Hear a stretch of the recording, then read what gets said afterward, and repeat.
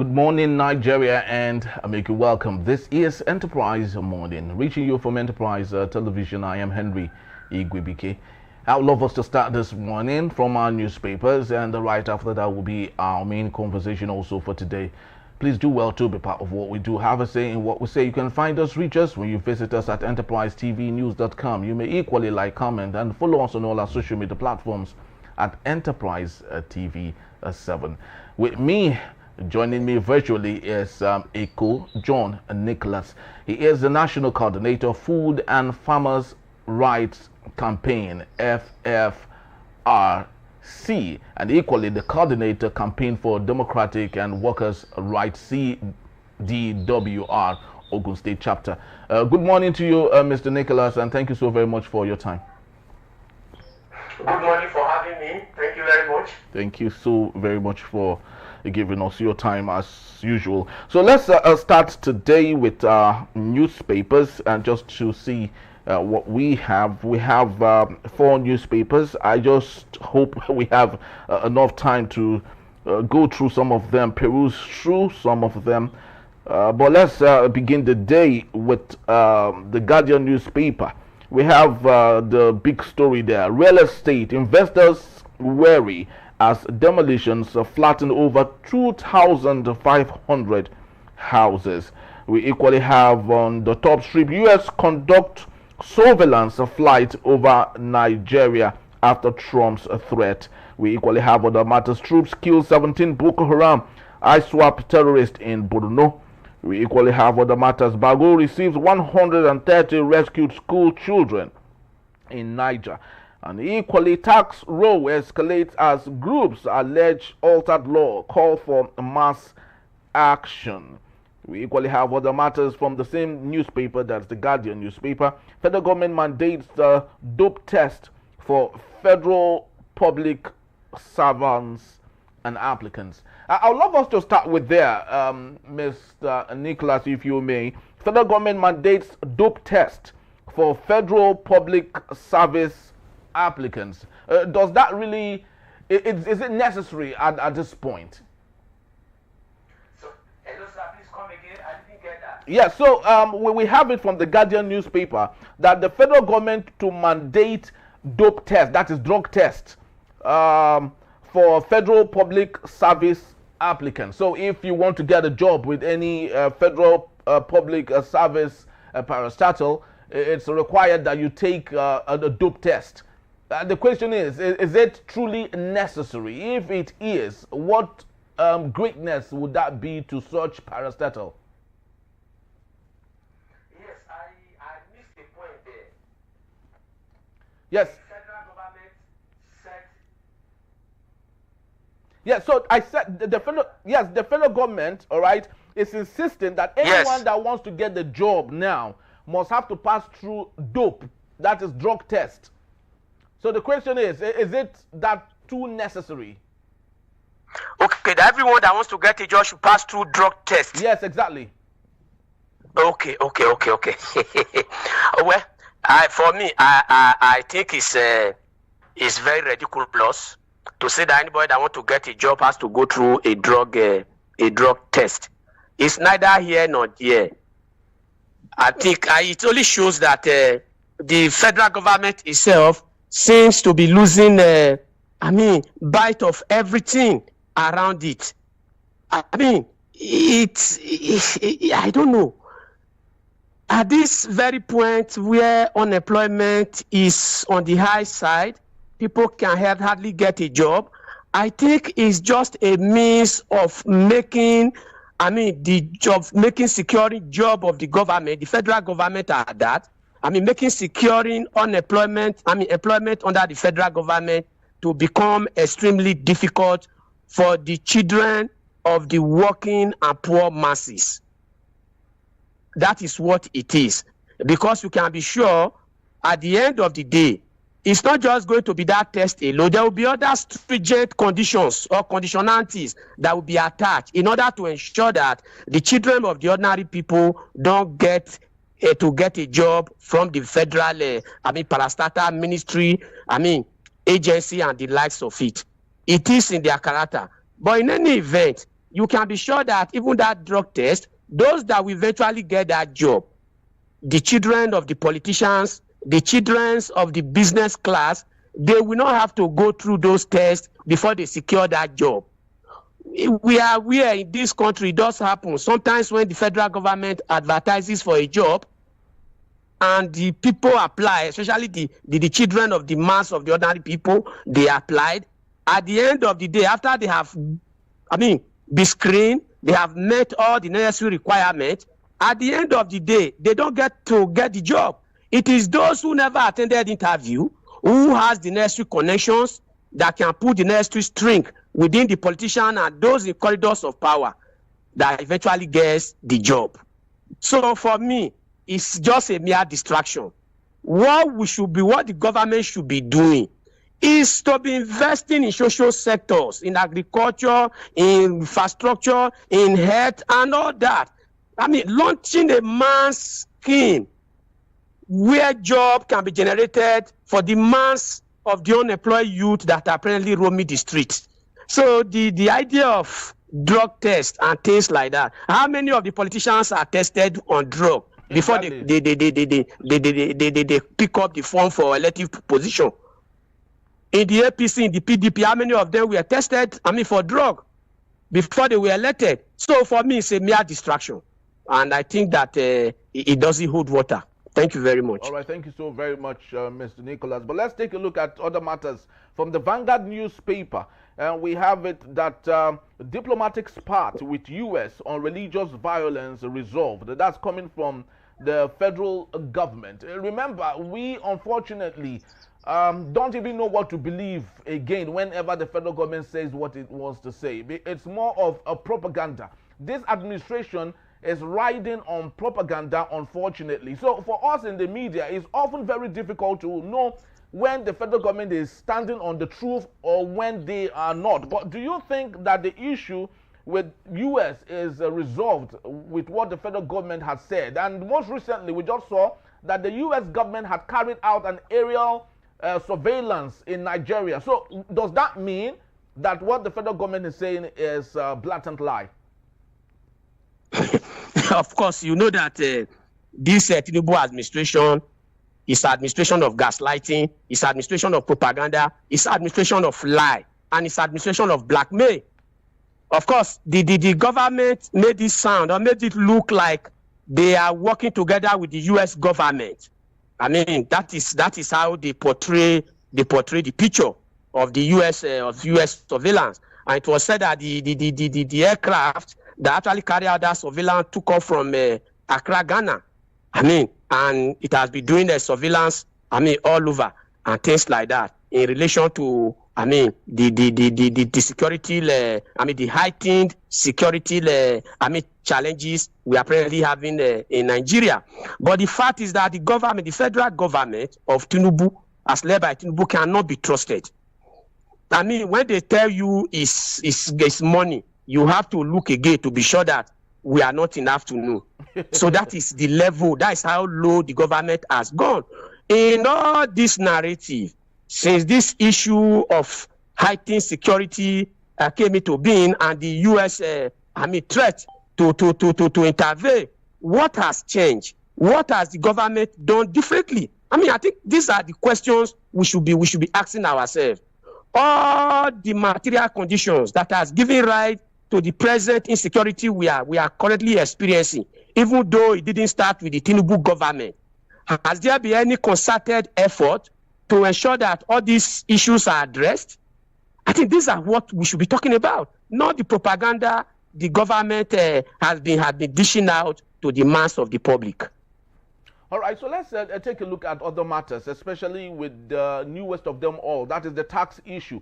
And the federal government is saying that we did not alter tax laws, while the reps, our parliaments, are saying, some of them, not all of them, especially those that are not standing on the mandate currently, are saying that they cannot pass a law that lots of things are missing in there. So at this point, this is more like a follow-up of the last question. Who do we believe at this point? The federal government has sold us to France, and they said they didn't sell us to France, and so many other issues. How bad is this situation, Nicholas? The situation is extremely bad. I mean, to be frank and candid. The point is this.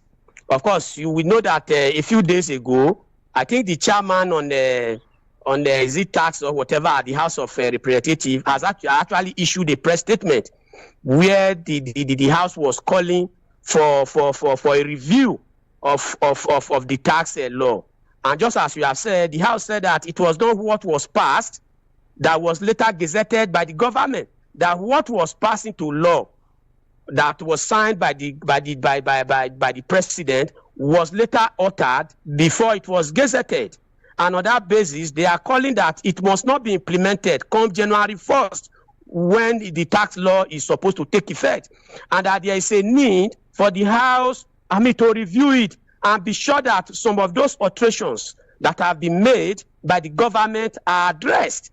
Of course, that in itself has also shown to you that this government is never sincere with the demands of, Nigerian citizenry, especially in issues that affect the lives of the people.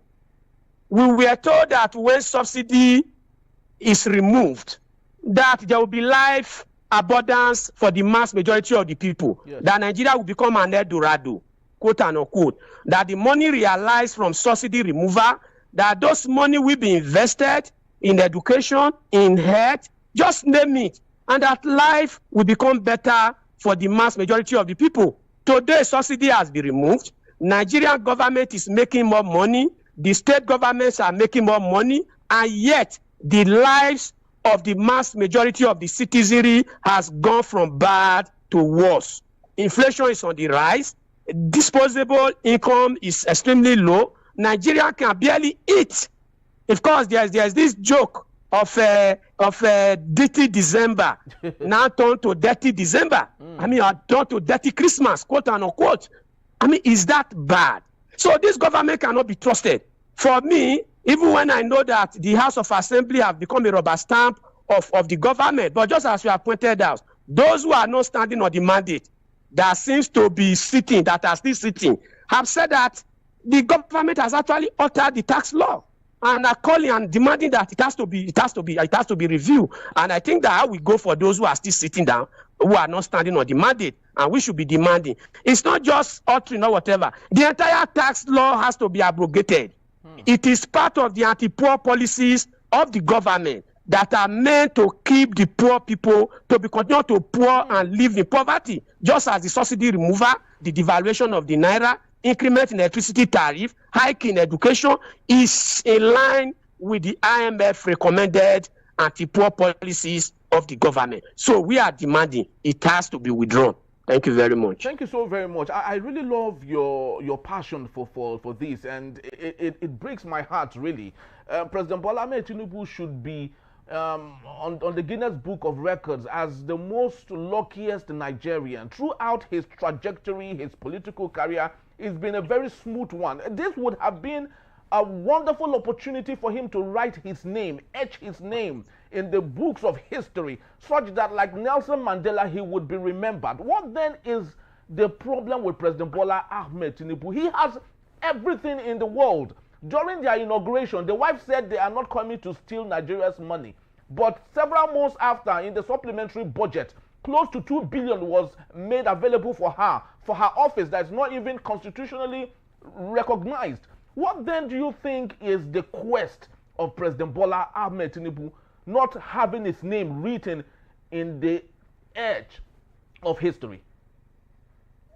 Thank you very much. You forgot to add that the first son, that is Sheyi Tinubu, now goes about with almost a battalion of army and police and the likes of them that should be used to begin to address the issue of security. You have not said that. Yeah. That even when the father have said that there is a need to withdraw police from VIP so that they can be made available to tackle the issue of insecurity, yet his son goes about with with army of security.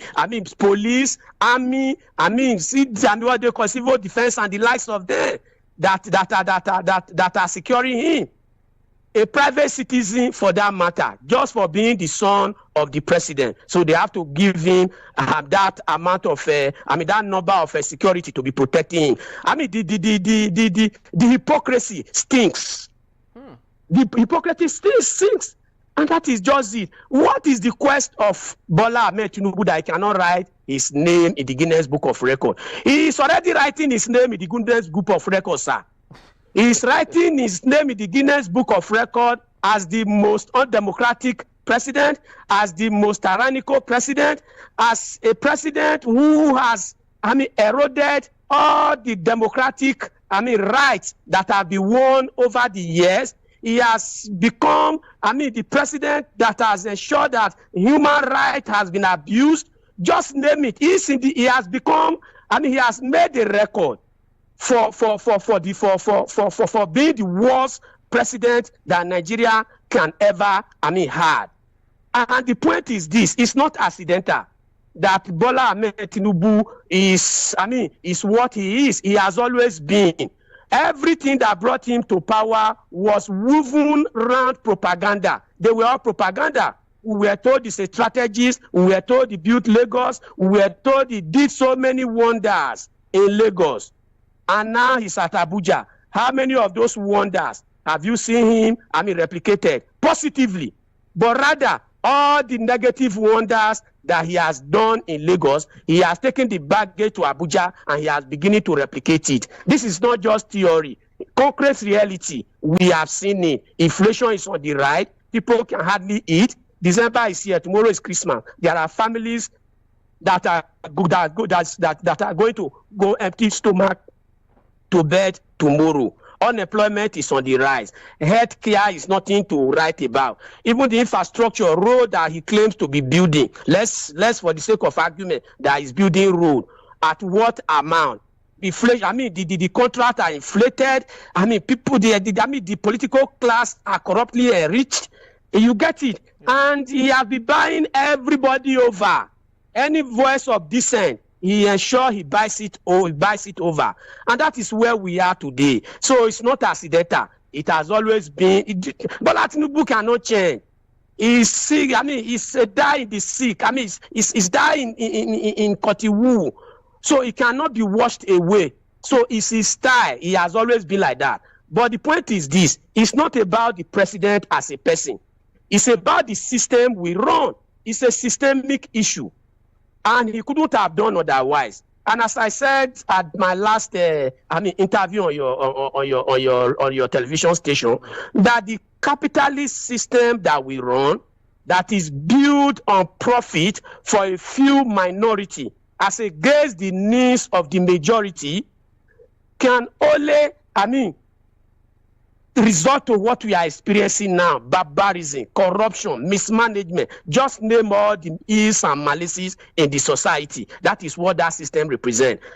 And don't get me wrong, until we have a semblance of a system that represents the interests of the mass majority, and that system is no other system than a system of socialism, where the economy will be planned and the commanding height of the economy will be taken into control and managed and democratically controlled by the working masses, so that resources that are being trapped in the hands of this political office holder and their business collaborator will be free for the development of society. Anything short of that will just be revolving around the babas, revolving around like a baba's chair. Nothing is going to change. It's actually very unfortunate, because sometimes when you take a look at some of these things, you ask yourself, who has done this to us? Ghana, for example, Israelis actually deported 3 Ghanaians just a couple of days back, and Ghana retaliated. And Benjamin Netanyahu had no choice but to beg Ghana. So you can see how countries are respected. But just a couple of days back, the United States labeled Nigeria so much so that the president, of course, is not even doing anything about it, and he intends not to do anything about it. But let's take a look at other matters from the Guardian newspaper. Real estate investors worry as demolitions flatten over 2,000 500 houses. Aren't you surprised that Lagos, which is a crown colony, in the early centuries, you know, Lagos had electricity even before most European countries. Today, when you take a look at Lagos as a city and you compare it to other crown colonies in Africa, you are amazed how that Lagos is not moving as fast as other crown colonies. What do you think is the problem? Oworoshoki has been leveled. Lots of things are going on. Investors, real estate investors are even scared investing in Lagos because they are not sure if their properties will be secured in the next 20 years. So what's your take on this, Mr. Nicholas?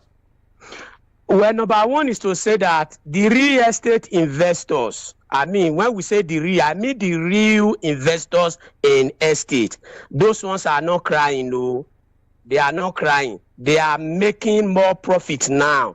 In fact, it has been alleged that even the demolition of Oworoshoki is meant to be sold to the real estate magnate. Thank you. So the real estate people, the main one, no, we are not talking of the middle or the ordinary one. They are not crying. In fact, they are smiling to the bank. Sure, you get it. You see, Lagos cannot be otherwise. Why all the amenities that make city to be a mega city or that make city has semblance of sanity is missing in Lagos State? Is it housing? Housing is deficit? Is it water? Is it health? Just name them. But why all these catastrophes are happening in Lagos?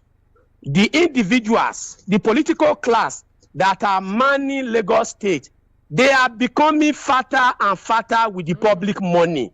They are becoming richer. So it's not accidental. It still boils down to the system we are talking about. It's not just about Lagos. All the major cities in Nigeria is not just city, town, rural villages. Name them. No drinking water. Healthcare delivering is in comatose. Industry have closed down. Education is collapsed. I don't know. Just name it. Nothing is working. The only people things are working for. Because if you say things are working, if healthcare is working, why would the political class, the ruling class, be going abroad to go and treat themselves even when they have Qatar and co? If the education system is functional and is working, why would they be educating their worlds in the best of every, whatever all over the world, the best of university all over the world? I mean, if water is working, public water system, why would there be pure water borehole everywhere? Every household now has its own borehole. In fact, in Nigeria, sir, every landlord is a government to himself. He makes his own road to his house. He does his own electricity through solar power or generator. I mean, he drills his own borehole to supply water. Just name it. In fact, we are government on our own. The government don't hardly do anything. What you hear about government is siphoning our collective, commonwealth. The money that are met or that are supposed to be meant to develop society, they make sure they corruptly enrich themselves with it. Is it not a paradox, sir, that a country like Nigeria that flows with milk and honey, yet the majority of its citizenry are homeless, are jobless, they cannot treat themselves at world-class hospital within the country? Just name it. The country has begun to show some signs of a failed state. And this element, the ruling class, are behaving like drunken sailors amidst sinking ship. This level of this level of suffering within the mass of people in the midst of plenty must not be allowed to continue. Something must give at the end of the day. We can't continue like this. We can't continue like this, really. It's actually very surprising that in 2025, there's no city, no town in Nigeria where there's reliable water, public water. You don't see it anywhere. During the days of the military in the 80s, at least then, every primary school had water. You can always turn off the tap and there's water. But now, unfortunately, with many years of democracy, especially with the Fourth Republic, we've not seen any of that. Does that mean that the military had the semblance of what they know as good leadership? Or is it about discipline on the part of the military against corruption? Even if corruption still existed then, is it the fear of stealing that made the military ensure that public service was provided, as against what we see today with a democracy? You see, the truth is this, of course, as people will say, that the worst of democracy or democratic system is better than the best of military. Where I think opinion is divided on that. Yes, because people have said that any politician, Mr. Nicholas, people have said any politician who goes with that quote is a corrupt politician. Because the two are not Hello, equal. sir. Yes, can you hear me?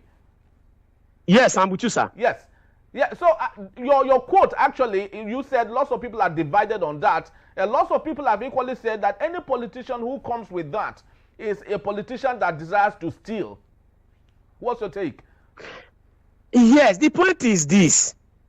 Whether in military or civilian gap, the point is this. As long as this system encourages, corruption, encourages individualism, where individuals can enrich themselves with the resources that is collective, that belongs to everybody, and nothing happens, things like this will continue. But the point is this, sir, it's not just during military.